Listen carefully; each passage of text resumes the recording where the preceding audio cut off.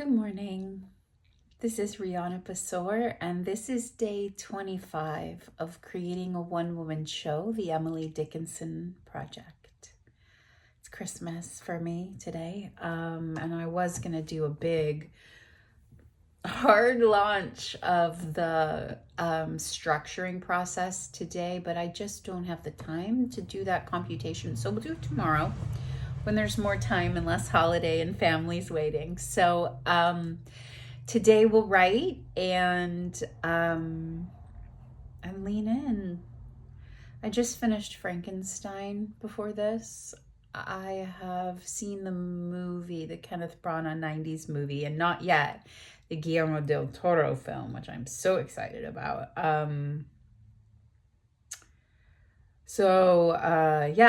I was hired to play Mary Shelley earlier this year, but the funding fell through, so it didn't happen. And I had slated reading Frankenstein for that project.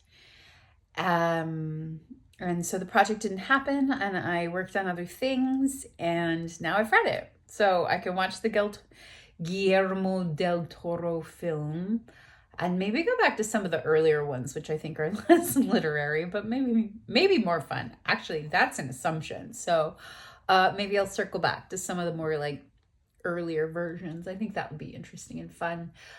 There was a bit about how the insane are handled in the period that Frankenstein was written in, that got me thinking about what madness might have looked like for Emily, and that I haven't written those scenes yet.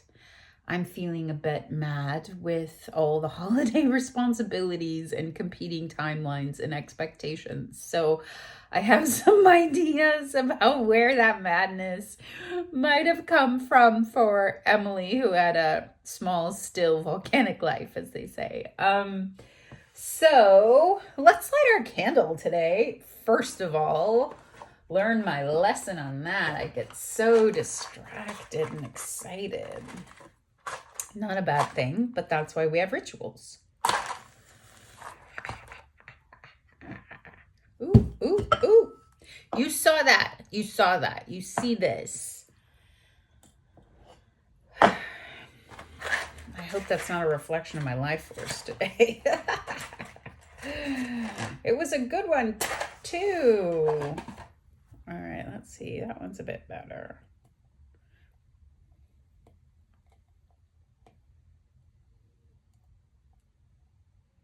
Getting to the end of our writing candle.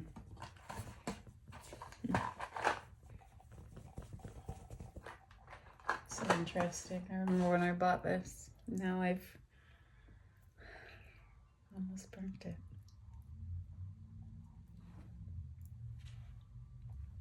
Split self.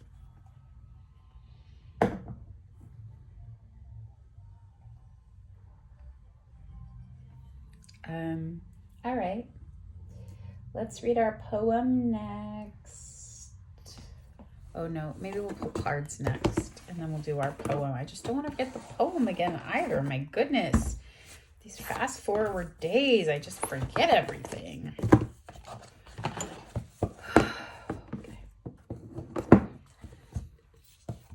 Eternal Child, that was a powerful one. The Cave, The Eternal Child. Those are the big ones for me. Okay.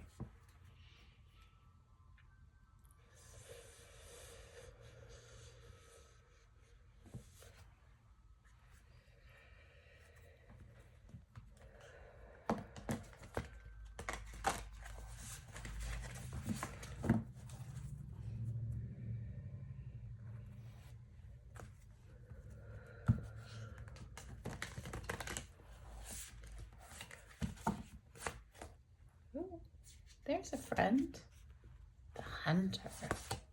That's fun. I like that active archetype, especially for the day about madness, because I don't want it to be like, shy Victorian lady madness. Oh no. It's going to be raging cyclone of despair. That's the kind of madness that's good enough for my Emily.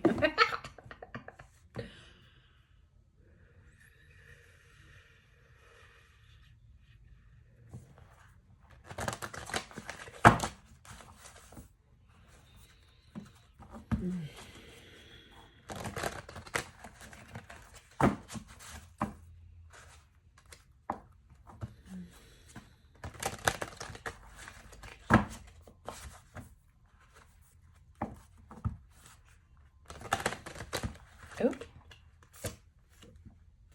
10 of Acorns, responsibility and dedication. Right on, my friends. Okay, let's start with that one. 10 of Acorns, which I'm pretty sure is an earth sign. Donkey. Responsibility and dedication. Trustful donkey carries the willingness to take on responsibilities. He personifies determination and bears a deep spiritual dedication to complete tasks. Yet donkey also knows his boundaries. He's here to remind you that when obligating yourself to personal endeavors and the demands of others, consider whether you're taking on more than you can handle.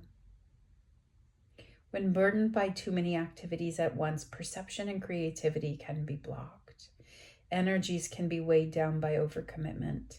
Dig yourself out of the drudge by setting limitations. Break away from situations that are detrimental to your health and dedicate time for personal restoration. Clearing away the clutter, you're inviting deeper clarity and joy into your life, in turn bringing back your personal power.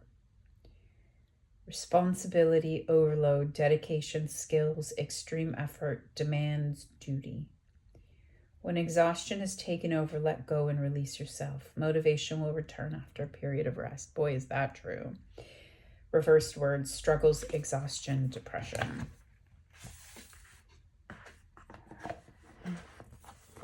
That's an interesting one. I wouldn't have placed it there, but I think I can find my way into that in kind of an interesting way. The hunter, the seeker, the pursuer, the predator. The hunter hunts.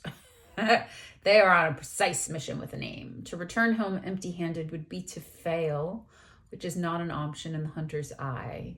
This archetype will journey far and wide, seeking the prize that calls to its heart or stomach. Tales of bravery and feats of strength often result, creating a life full of adventure. The hunter is skillful, quick, decisive, and results-oriented.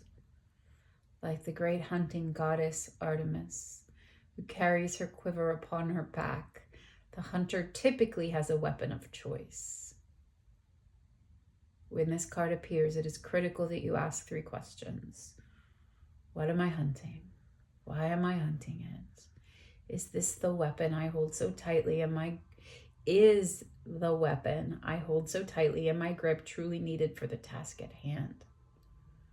Those are such powerful questions. When you activate the hunter archetype, you are aligning your energy with the great creatures of the world, the lion, the wolf, the tiger, the shark. Do so with care. Study the Greek goddess Artemis. Notice her nuanced relationship to the moon, the earth, and the feminine. The predator honors its prey with a precise and skillful hunt. The hunter deeply reveres the life it aims to take.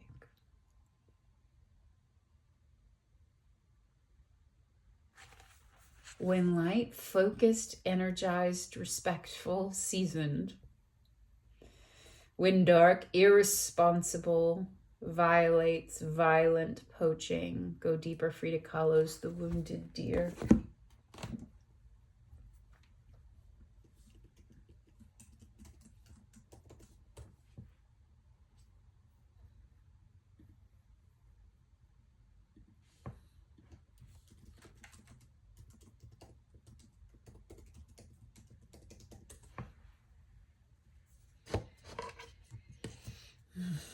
Yeah, it's the deer with her face on it, with all the arrows.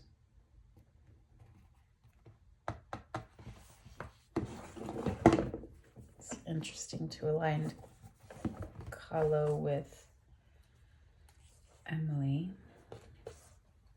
It does make me wonder about chronic illness and pain and how it relates to the free time of women in this period to focus on their craft.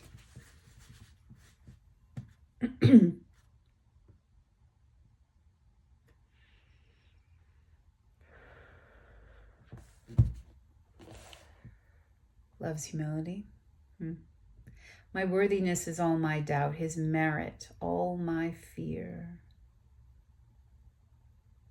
Contrasting which my qualities do lowlier appear, lest I should insufficient prove for his beloved need, the chiefest apprehension within my loving creed.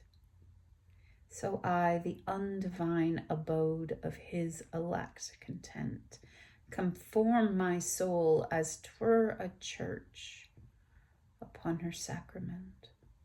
I feel like we've had that one before. Let's have another just in case, although that's very resonant for today's writing. So maybe I'm being greedy. Yeah, I think I'm being greedy. Okie dokie. On that note.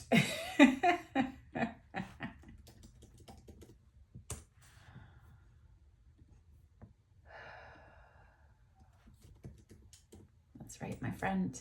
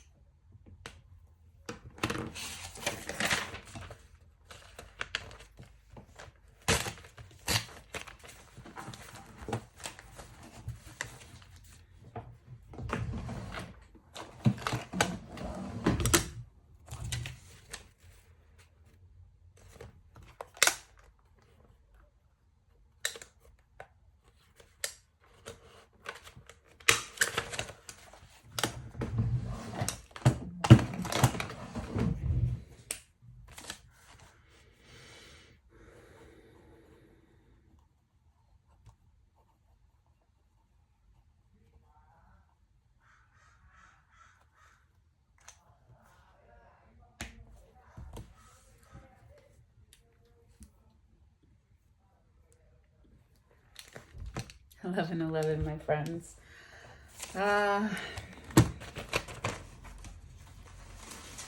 2 pages, they're written.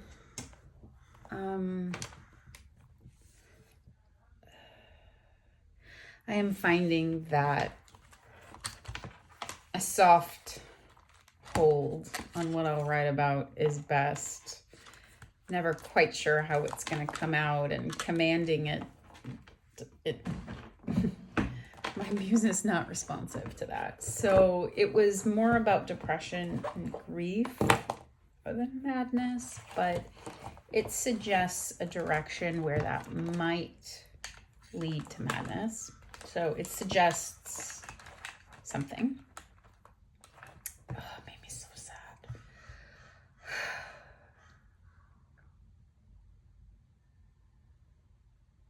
I think I just have to get to know it a little bit more. And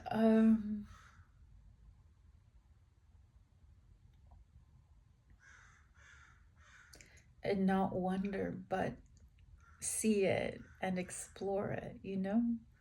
Because right now I'm just sort of like, oh, I wonder what might be there, which is no map. But I'm starting to have a map.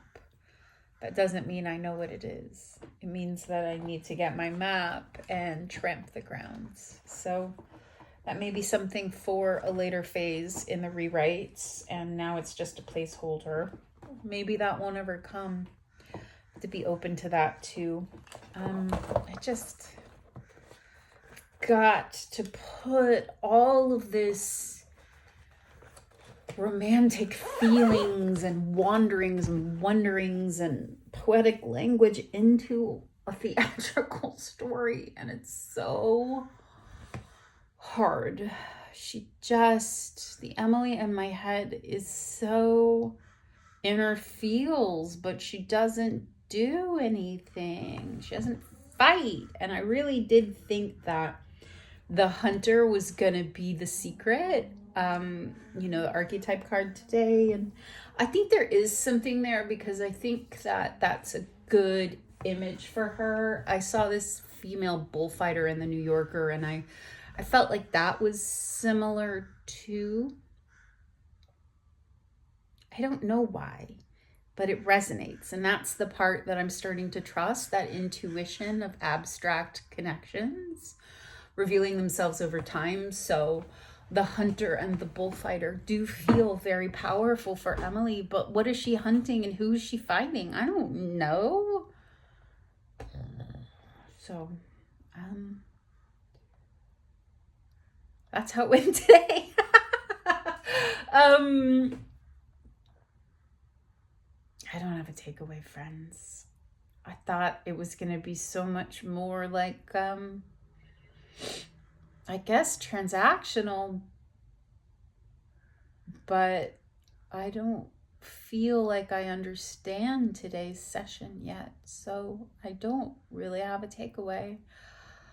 Well, I don't know, that whole map thing. Like, I have a map, but I haven't explored it. I think there's something there that's a bit of a takeaway. The first step is to poke around. The second step is to tramp the grounds, and then I can select the cutting that this very short person play asks for, demands. So that's my takeaway today, I think. Tomorrow I have time, so I will transcribe my written pages so that in this session we can do the Scrivener tiles and work on that together, because I do need to go that way, because I know that once I'm really like moving things around, I'm going to see where there's holes, and I want to be able to at least have some text, like holding text in those spots for when I turn in my draft 7 days from now. 7 days, my friend. Okay, it did. Okay, it did. So my alarm turned off the camera. What are we going to do? So tomorrow I'm going to transcribe the pieces, tile them around to see what else needs to be written, because I know there's big holes in what I'm exploring. If you have a project, friends, I would love to hear about it. Please post it in the comments below. And if you want updates on this project or whatever else I'm up to, please check out my website, Ms. Understood Media, M-I-Z understood media.com. All right, let's head into the unknown tomorrow, my friends. We got this.